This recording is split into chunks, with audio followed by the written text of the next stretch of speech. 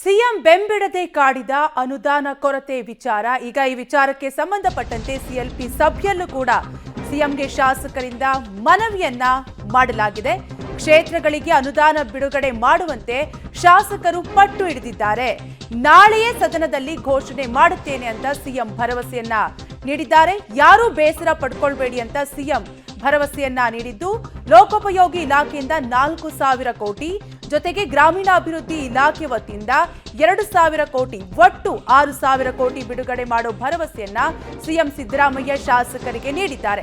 ಸರ್ಕಾರ ರಚನೆ ಆದಾಗಿನಿಂದಲೂ ಕೂಡ ಶಾಸಕರದ್ದು ಇದೇ ಆರೋಪವಾಗಿತ್ತು. ನಮ್ಮ ಕ್ಷೇತ್ರಕ್ಕೆ ಅನುದಾನ ಕೊಡ್ತಿಲ್ಲ ಅಂತ ಸಚಿವರ ಮೇಲೆ ನೇರವಾಗಿಯೇ ಆರೋಪವನ್ನು ಕೂಡ ಮಾಡ್ತಾ ಇದ್ರು. ಅನುದಾನ ಕೊಡ್ತಿಲ್ಲ ಅಂತ ಸಾಕಷ್ಟು ಶಾಸಕರು ಸಿಎಂ ಮೇಲೆ ಇದೇ ವಿಚಾರಕ್ಕೆ ಸಂಬಂಧಪಟ್ಟಂತೆ ಮುನಿಸಿಕೊಂಡಿದ್ರು ಕೂಡ. ಈಗ ಇದೆಲ್ಲದರ ವಿಚಾರಕ್ಕೆ ಸಂಬಂಧಪಟ್ಟಂತೆ ನಾಳೆಯೇ ಸದನದಲ್ಲಿ ಘೋಷಣೆಯನ್ನ ಮಾಡ್ತೇನೆ ಅಂತ ಸಿಎಂ ಶಾಸಕರಿಗೆ ಭರವಸೆಯನ್ನ ನೀಡಿದ್ದಾರೆ. ಸುಮಾರು 6,000 ಕೋಟಿ ಬಿಡುಗಡೆ ಮಾಡೋ ಭರವಸೆಯನ್ನ ಸಿಎಂ ಸಿದ್ದರಾಮಯ್ಯ ಶಾಸಕರಿಗೆ ನೀಡಿದ್ದಾರೆ.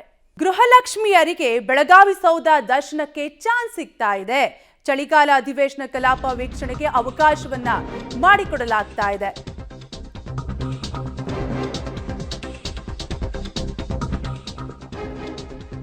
ಚಳಿಗಾಲ ಅಧಿವೇಶನ ಕಲಾಪ ವೀಕ್ಷಣೆಗೆ ಗೃಹಲಕ್ಷ್ಮಿಯರಿಗೆ ಅವಕಾಶವನ್ನ ಮಾಡಿಕೊಡಲಾಗ್ತಾ ಇದೆ. ಗೃಹಲಕ್ಷ್ಮಿ ಹಣವನ್ನ ಅಪರೂಪದ ಉದ್ದೇಶಗಳಿಗೆ ಬಳಕೆ ಮಾಡಿದ ಗೃಹಲಕ್ಷ್ಮಿಯರಿಗೆ ನಾಳೆ ವಿಶೇಷ ಆಹ್ವಾನವನ್ನ ಮಾಡಲಾಗಿದೆ.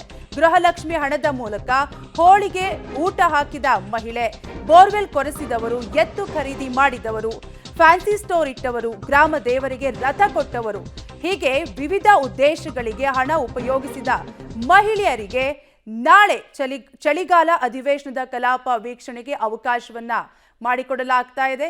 ಈಗಾಗಲೇ ರಾಜ್ಯದ ಮಹಿಳೆಯರಿಗೆ ತಿಂಗಳಿಗೆ 2,000 ಹಣವನ್ನ ಸರ್ಕಾರದಿಂದ ಕೊಡಲಾಗ್ತಾ ಇದೆ. ಈಗ ಈ ಗೃಹಲಕ್ಷ್ಮಿ ಹಣವನ್ನ ಅಪರೂಪದ ಉದ್ದೇಶಗಳಿಗೆ ಉಪಯೋಗಿಸಿದಂತಹ ಮಹಿಳೆಯರಿಗೆ ಕಲಾಪವನ್ನ ವೀಕ್ಷಣೆ ಮಾಡಲು ಅವಕಾಶವನ್ನ ಮಾಡಿಕೊಡಲಾಗ್ತಾ ಇದೆ.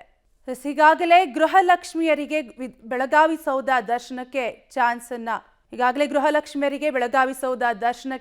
ಚಾನ್ಸ್ ಅನ್ನ ಮಾಡಿಕೊಡಲಾಗ್ತಾ ಇದೆ. ಈಗಾಗಲೇ ಗೃಹಲಕ್ಷ್ಮಿ ಹಣದಿಂದ ವಿವಿಧ ಉದ್ದೇಶಗಳಿಗೆ ಬಳಸಿಕೊಂಡಿರುವ ಹಣದ ಮಹಿಳೆಯರನ್ನ ಬೆಳಗಾವಿ ವಿಧಾನಸೌಧಕ್ಕೆ ಕಲಾಪದ ವೀಕ್ಷಣೆಗೆ ಅವಕಾಶವನ್ನ ಮಾಡಿಕೊಡಲಾಗ್ತಾ ಇದೆ.